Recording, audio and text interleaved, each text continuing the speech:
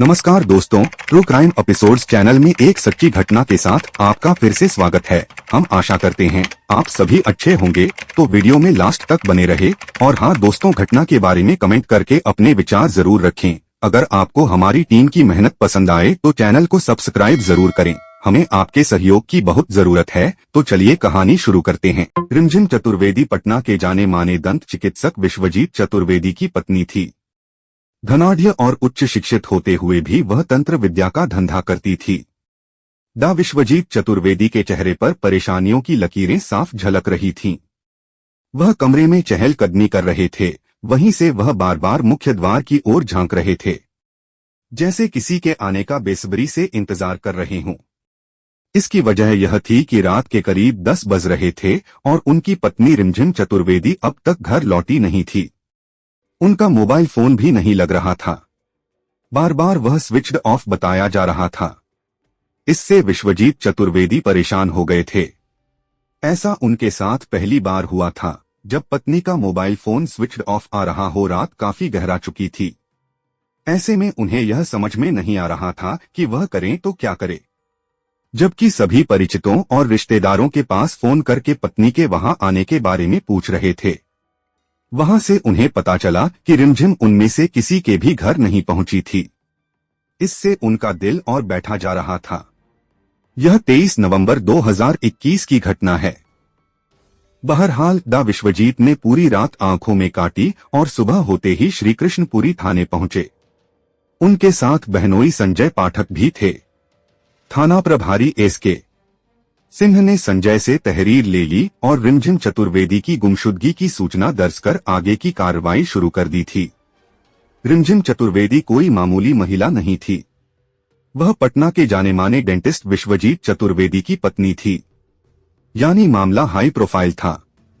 यह बात 24 नवंबर 2021 की है। खैर, उसी दिन पटना के ही नौबतपुर थाने के डिहरा शेखपुरा गांव स्थित पुनपुन सुरक्षा बांध के किनारे सुनसान इलाके में एक खूबसूरत युवती की लाश मिली। किसी ने गोली मारकर उसकी हत्या कर दी थी। शक्लो सूरत और पहनावे से वह किसी अच्छे भले घर की लग रही थी। लाश मिलने की सूचना मिलते ही थाना प्रभारी दीपक सम्राट टीम के साथ घटनास्थल पर पहुंच गए और कार्रवाई में जुट गए। उन्होंने लाश की बारीकी से जांच की तो देखा हत्यारों ने युवती के मुंह में गोली मारकर हत्या की थी। युवती का सिर खून में तरबतर था। पहनावे से वह अच्छे भले घर की लग रही थी। पैरों में उसके हाई हील वाली सफेद रंग की कीमती सैंडल थीं। दाहिनी जांघ के पास आसमानी रंग का मास्क गिरा हुआ था। जांच पड़ताल करने पर मौके से एक फायरशुदा खोखा बरामद हुआ। मौके से बरामद सभी सामानों को पुलिस ने अपने कब्जे में ले लिया और इसकी जानकारी दीपक सम्राट ने डीएसपी और एसएसपी उपेंद्र कुमार शर्मा को दे दी। मौके की प्रारंभिक कार्रवाई करने के बाद लाश पोस्टमार्टम के लिए एम्स पटना भिजवा दी। थाना प्रभारी दीपक सम्राट ने पटना के सभी थानों में लाश की फोटो भिजवा दी ताकि किसी थाने में किसी युवती के गायब होने का मुकदमा तो दर्ज नहीं है। लाश की तस्वीर श्री कृष्णपुरी थाने में भी पहुंची। फोटो देखकर थाना प्रभारी एसके सिंह चौंक गए। वह तस्वीर गुमशुदा रिमझिम चतुर्वेदी से काफी हद तक मेल खा रही थी। फौरन उन्होंने फोन करके वादी संजय पाठक को थाने बुलवाया। उनके साथ उनकी पत्नी श्वेता पाठक भी थाने पहुंची। थाना प्रभारी एसके सिंह ने मोबाइल में आई वह तस्वीर उन्हें दिखाई जो नौबतपुर थाना पुलिस ने उन्हें भेजी थी। खून में सने फोटो को देखते ही ननद श्वेता पाठक पहचान गई। लाश उनकी भाभी रिमझिम चतुर्वेदी की थी। फिर क्या था, रिमझिम की हत्या की सूचना मिलते ही घर में कोहराम मच गया और रोना पीटना शुरू हो गया। थाना प्रभारी ने सबसे पहले मृतका रिमझिम के फोन नंबर की कॉल डिटेल्स निकलवाई। इससे पहले सहदेव महतो मार्ग बोरिंग रोड स्थित रिमझिम के ब्यूटी पार्लर पहुंचकर वहां के कर्मचारी राजू से पूछताछ की। राजू ने बताया कि शाम करीब 4 बजे मैडम के मोबाइल पर किसी का कॉल आया। कॉल रिसीव करने के बाद वह पार्लर से यह कहते हुए निकली कि थोड़ी देर बाद लौटती हूं, फिर पार्लर बढ़ाकर घर चली जाऊंगी। लेकिन काफी देर बीत जाने के बाद भी मैडम घर नहीं लौटी थी। अब उनकी हत्या की खबर आई। राजू से पूछताछ करने के बाद थाना प्रभारी थाने वापस लौट आए थे। बहरहाल एसके सिंह ने रिमझिम के फोन की कॉल डिटेल्स का गहन अध्ययन किया। 23 नवंबर 2021 की शाम 4:23 पर उनके फोन पर एक कॉल आई थी। फिर 6 बजे के बाद रिमझिम का फोन बंद हो गया था। आखिरी कॉल का नंबर जांचने पर पता चला कि वह नंबर किसी रोहित सिंह के नाम था, जो पटना के पालीगंज थाना क्षेत्र के जलपुरा का रहने वाला था। पुलिस रोहित सिंह को उसके घर जलपुरा से पूछताछ के लिए श्रीकृष्णपुरी थाने ले आई। थाने लाकर थाना प्रभारी एसके सिंह ने उससे कड़ाई से घंटों तक पूछताछ की। रोहित कोई आदतन अपराधी तो था नहीं जो पुलिस को यहाँ वहाँ घुमाता। वह तो पुलिस के सवालों से टूट गया था और रोते हुए कहा, क्या करता सर, रिमझिम से मैं हार चुका था, उससे छुटकारा पाना चाहता था, पर उसने मुझे बर्बाद करने की बार बार धमकी देकर मेरा जीना मुहाल कर दिया था। इसलिए उसे रास्ते से हटाने की योजना बनाई और 4 लाख की सुपारी देकर उसे मौत के घाट उतरवा दिया। और फिर विस्तार से उसने पूरी कहानी पुलिस के सामने उगल दी। हैरान कर देने वाली कहानी सुनकर पुलिस ने दांतों तले अंगुली दबा ली कि मृतका रिमझिम ऐसा भी कर सकती थी। रोहित की निशानदेही पर पुलिस ने रिमझिम चतुर्वेदी हत्याकांड में शामिल 5 और आरोपियों कमल शर्मा, सूरज कुमार, पवन कुमार, रंजीत और राहुल यादव को गिरफ्तार कर लिया। इन सभी में राहुल यादव और रंजीत शार्प शूटर थे। सभी आरोपियों ने अपने अपने जुर्म कबूल कर लिए थे। हत्या में रोहित सिंह का नाम सामने आते ही मृतका के घर वाले हैरान रह गए थे, क्योंकि रोहित सिंह रिमझिम का मुंहबोला भाई था। जिस मुंहबोले भाई की कलाई पर वह 2 साल से राखी बांध रही थी, वही उसका कातिल कैसे हो सकता है, वह यही सोच रहे थे। हाई प्रोफाइल रिमझिम चतुर्वेदी हत्याकांड का खुलासा होने के बाद 29 नवंबर 2021 की दोपहर में एसएसपी उपेंद्र कुमार शर्मा ने पुलिस लाइन में एक पत्रकार वार्ता आयोजित कर इस केस के खुलासे की जानकारी दी। उसके बाद सभी को अदालत के समक्ष पेश किया, जहां से अदालत ने सभी आरोपियों को बेऊर जेल भेजने का आदेश दिया। पुलिस की पूछताछ में इस हत्याकांड की कहानी कुछ ऐसे सामने आई। 40 वर्षीय खूबसूरत रिमझिम चतुर्वेदी मूल रूप से बिहार के बक्सर जिले की रहने वाली थी। संपन्न घराने की रिमझिम ने सन 2001 में विवाह किया था। डॉक्टर विश्वजीत चतुर्वेदी उत्तर प्रदेश के गाजीपुर जिले के रहने वाले थे। डॉक्टरी पढ़ाई के दौरान दोनों के बीच में प्यार हुआ। फिर उन्होंने एक दूसरे को जीवन साथी बनाने का फैसला कर लिया। इनके इस फैसले पर इनके घर वालों ने भी स्वीकृति की मोहर लगा दी थी। कालांतर में रिमझिम और विश्वजीत दोनों ही पटना, बिहार आकर रहने लगे। तब उनकी प्रैक्टिस कोई खास नहीं चल रही थी। बाद में दोनों की ही मेडिको केयर की दुकानें अच्छी भली चल निकली। शहर के माने जाने दांत के डॉक्टरों में से एक डॉक्टर विश्वजीत को गिना जाने लगा था। उनकी पत्नी रिमझिम ने हेल्थ केयर ब्यूटी पार्लर खोल लिया था और दुकान चलाती थी। इस प्रोफेशन में बेशुमार पैसे हैं, वह अच्छी तरह जानती थी। थोड़ी सी मेहनत के बाद रिमझिम का भी पार्लर अच्छा चल निकला था और उसकी उम्मीद से कहीं ज्यादा पैसे घर में आने लगे थे। दोनों पति पत्नी अपनी कमाई से खुश थे। फिर बाद के दिनों में श्री कृष्णपुरी इलाके में कृष्णकुंज अपार्टमेंट में रहने लगे थे। रिमझिम खुद को तंत्र विद्या में पारंगत समझती थी। इस बात को उसकी पक्की सहेली पूनम बखूबी जानती थी। बताया जाता है कि रिमझिम ने तंत्र विद्या की शक्ति से कईयों की डूबती नैया पार लगाई थी और उसकी बातें जो नहीं मानता था, उसे सबक सिखाने से भी वह नहीं चुकती थी। बात 2019 की है। पूनम भुटेड़ा रोहित सिंह नाम के एक युवक को रिमझिम से मिलवाया। बताया कि वह काफी परेशान रहता है। इसकी कमाई में कोई बरकत नहीं होती है। कोई ऐसा उपचार कर दो जिससे इसकी माली हालत में सुधार हो जाए और वह भी सुख की नींद सोए। पूरी तन्मयता के साथ रिमझिम ने रोहित की कहानी सुनी और सहेली पूनम को यकीन दिलाते हुए कहा, भरोसा रखो, जब तुम इसे साथ लेकर आई हो तो काम अच्छा क्यों नहीं होगा भला। अब यह मेरा मरीज है, मैं इसे खुद ही देख लूंगी। तुम मुझ पर आंख बंद करके यकीन कर सकती हो। इसके बाद दोनों हंस पड़ी। ठगा सा रोहित खिलखिलाकर हंसती हुई सुंदर रिमझिम को अपलक निहारता रह गया था। रिमझिम की नजरें रोहित की नजरों से टकराईं तो रोहित ने घबराकर अपनी नजरें दूसरी ओर घुमा ली। रिमझिम को समझते देर न लगी कि इश्किया नजरों से रोहित उसे ही देख रहा था। यह देख हौले से वह मुस्कुराई। फिर अपनी आप बीती रोहित ने रिमझिम को सुना दी। करीब 35 वर्षीय रोहित सिंह मूल रूप से पटना के पालीगंज थाना क्षेत्र के जलपुरा का रहने वाला था। उसके परिवार में माँ बाप, भाई और बहन थे। बहनों की शादियां हो चुकी थीं। अपने परिवार के साथ वे ससुराल में खुश थीं। खूबसूरत रोहित भी कुछ कम नहीं था। वह मेहनतकश और कर्मठी किस्म का इंसान था।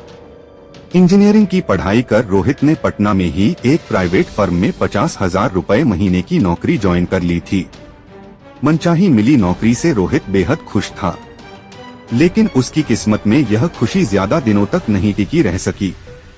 जिस काम में भी वह हाथ डालता था, काम बनने की बजाय बिगड़ जाता था, जिससे रोहित कर्ज में डूब गया। ऐसे में उसकी प्रेमिका पूनम भुटेड़ा सहारा बनी थी। 50,000 रुपयों में से 40,000 रुपए तो कर्ज के बंट जाते थे, बाकी बचे 10,000 रुपए में घर चलाना होता था। इससे रोहित बहुत परेशान रहता था। दरअसल रोहित ने अपने क्रेडिट पर एक बड़ी रकम बालू कारोबारी अपने बहनोई को दिलवा दी थी। बहनोई का कारोबार रफ्तार भी नहीं पकड़ पाया था कि एक सड़क हादसे में उनकी मौत हो गई। बहनोई की मौत से रोहित बुरी तरह टूट गया। इस चिंता में वह डूब गया था कि इतनी बड़ी रकम आखिर वह कहां से भरेगा। बताया जाता है कि रिमझिम तंत्र साधना के लिए एक कब्रिस्तान में जाकर अपनी कलाई काटकर खून भी चढ़ाती थी। इस बात को उसकी सहेली पूनम जानती थी, तभी तो वह अपने प्रेमी रोहित को उसके पास लेकर आई थी। रिमझिम ने रोहित की परेशानियों को सुनकर उसे चांदी का कड़ा दाहिनी कलाई में धारण करने का मशविरा दिया। साथ ही 4 अलग अलग रंगों की शर्ट भी पहनने की सलाह दी। रोहित ने रिमझिम के कहे अनुसार काम किया। पहले दाहिनी कलाई में चांदी का कड़ा धारण किया और फिर चारों शर्ट को बारी बारी से पहना। कल तक परेशान रहने वाले रोहित के चेहरे पर कुछ ही दिनों में खुशियां झलकने लगी। रिमझिम के टोटके और तंत्र मंत्र ने अपना असर दिखाया। उस दिन से रिमझिम के प्रति रोहित की आस्था बढ़ गई और दोनों के बीच में मधुर संबंध बन गए थे।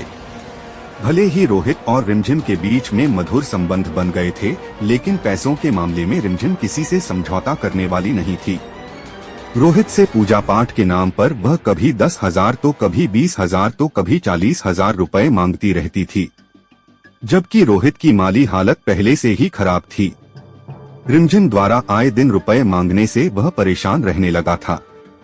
उसकी समझ में नहीं आ रहा था कि वह रुपए कहां से लाए। रुपयों की मांग से रोहित और रिमझिम के रिश्तों में खटास आने लगी। रोहित अब रिमझिम से हमेशा हमेशा के लिए छुटकारा पाना चाहता था, इसलिए वह चुपके से उससे अलग हो गया। लेकिन रिमझिम भी कम शातिर नहीं थी। वह रोहित को इतनी आसानी से अपनी गिरफ्त से जाने नहीं देना चाहती थी। रिमझिम ने उसे धमकाया। उसके देवर की हाल ही में मौत हो गई थी। रिमझिम ने रोहित को बताया कि देवर ने उसकी बात नहीं मानी थी, तो उसने उसे दुनिया से ही रुखसत कर दिया। तुम भी गंभीर परिणाम भुगतने के लिए तैयार हो जाओ। रिमझिम की बात सुनकर रोहित बुरी तरह डर गया। रोहित रिमझिम और उसके काले जादू से छुटकारा पाना चाहता था, पर कैसे? रोहित डिप्रेशन में रहने लगा था। घटना से कई दिनों पहले की बात है। रोहित चाय की दुकान पर बैठा कुछ सोच रहा था। तभी वहां उसके दोस्त कमल शर्मा, सूरज कुमार और पवन आ गए। तीनों को अपने पास देखकर रोहित चौंका। फिर कुछ देर तक वे आपस में गप्पे हाँकने लगे थे, लेकिन रोहित के चेहरे पर वह चमक नहीं थी जो पहले हुआ करती थी। कमल शर्मा दोस्त रोहित को देखकर भांप गया था कि जरूर कोई न कोई बात है। फिर उसने उसकी परेशानियों के बारे में पूछा। परेशान रोहित ने आखिर आप बीती दोस्तों से बता दी। सचमुच मामला काफी गंभीर था और जीवन से जुड़ा था। फिर क्या था? उसी समय रिमझिम का काम तमाम करने का फैसला उन सभी ने ले लिया। इसके लिए कमल शर्मा ने 2 शूटरों रंजीत कुमार और राहुल यादव को 4 लाख की सुपारी देकर तैयार कर लिया। रिमझिम की हत्या की सुपारी का पैसा खुद रोहित ने रिमझिम से जमीन खरीदने के बहाने धोखे से लिया था और उसी पैसे से उसी की सुपारी दे डाली थी। योजना के अनुसार 23 नवंबर 2021 की शाम 4:23 पर रोहित ने रिमझिम को फोन करके पूछा कि वह कहाँ है। इस पर रिमझिम ने बताया कि पार्लर में है। राहुल ने कहा, एक जमीन देख रखी है, वहां चल कर के देखना कि बिजनेस के लिए अच्छी होगी या नहीं। आप भी साथ चलती तो मेरा काम बन जाता। रोहित ने अपनी बात कुछ इस अंदाज में कही कि रिमझिम चाहकर भी मना नहीं कर सकी और साथ चलने के लिए हामी भर दी। यही रोहित चाहता भी था। उसके जाल में रिमझिम फंस चुकी थी। उसे क्या पता था कि मौत उसका इंतजार कर रही है। ब्यूटी पार्लर से निकली रिमझिम फिर कभी लौटकर नहीं आई। इधर रिमझिम के हाँ करते ही रोहित के चेहरे पर कुटिल मुस्कान तैर गई। उसने यह बात दोस्तों को बता दी और योजना पर अमल करने के लिए तैयार हो जाने के लिए कह दिया।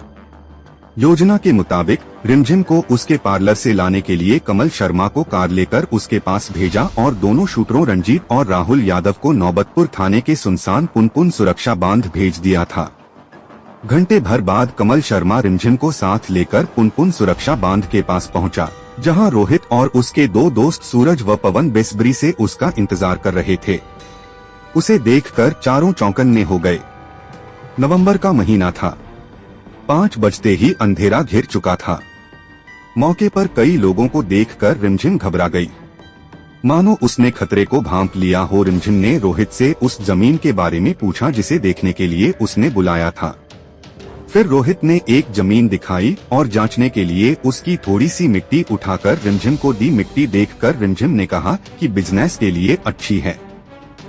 इतना कहकर वह कार की ओर लौटने लगी।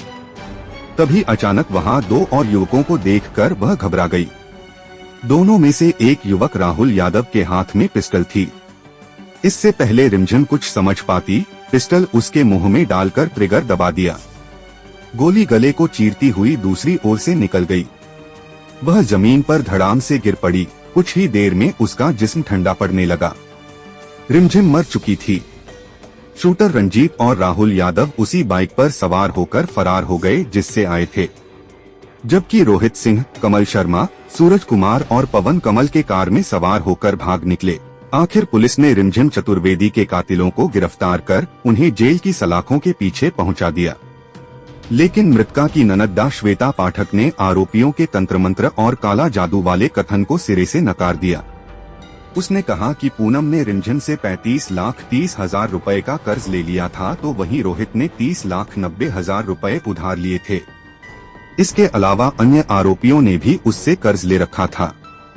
श्वेता पाठक ने कहा कि इन लोगों ने रिमझिम से लगभग 83 लाख रुपए कर्ज ले रखा था। रिमझिम इन लोगों से अपना पैसा वापस मांग रही थी। श्वेता ने बताया कि रिमझिम जिस किसी को पैसे देती थी उसका विवरण अपनी डायरी में दर्ज करती थी और स्टाम्प पेपर भी तैयार कराती थी। पुलिस श्वेता पाठक के बयान की भी जांच कर रही है। इस पर पुलिस का कहना है कि श्वेता पाठक ने पुलिस को एक स्टाम्प पेपर की फोटोकॉपी दी थी, जिस पर पूनम भुटेड़ा को 5 लाख रुपए दिए जाने की बात लिखी थी, लेकिन उस पर रिमझिम के दस्तखत नहीं थे। कथा लिखे जाने तक पुलिस श्वेता पाठक के बयानों की जांच कर रही थी।